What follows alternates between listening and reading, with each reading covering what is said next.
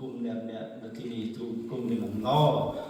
រខ្លាំងមែនទែនដែលគឺបងប្អូនដែលបានមករួមចំណែកក្នុងការស្ដាប់នៅព្រះបន្ទូលបន្ទ្រង់ព្រះអង្គឲ្យទូគុំមកបន្ទ្រង់នៅព្រះបន្ទូលព្រះអង្គដែលព្រះអង្គបានមានបន្ទូលដល់ទូគុំទាំងអស់គ្នាទូគុំអរគុណទ្រង់អរគុណទ្រង់ណាស់ដែលព្រះអង្គបានព្រះអង្គចាស់ព្រះសិគ្រឹះដែលបានរស់ឡើងវិញហើយទូគុំមានសង្ឃឹមមកជឿជាក់ដឹងថាព្រះអង្គសពថ្ងៃនេះរស់នៅក្នុងចិត្តទូគុំហើយព្រះអង្គបានតាមតែស្វែងរកបងប្អូនទាំងអស់នៅជុំវិញពិភពលោកដើម្បីឲ្យគេបានត្រឡប់មកជួបព្រះអង្គវិញទូគុំសូមអរគុណទ្រង់នៅពេលវេលាដែលទូគុំបានប្រកបជាមួយនឹងបងប្អូនទីនេះ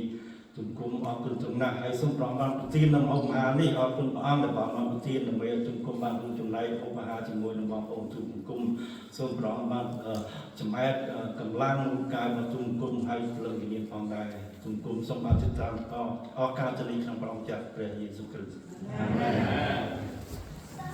សូមបងប្អូននៅចាំមកឧបហាជាមួយឡងយើងអរគ្នា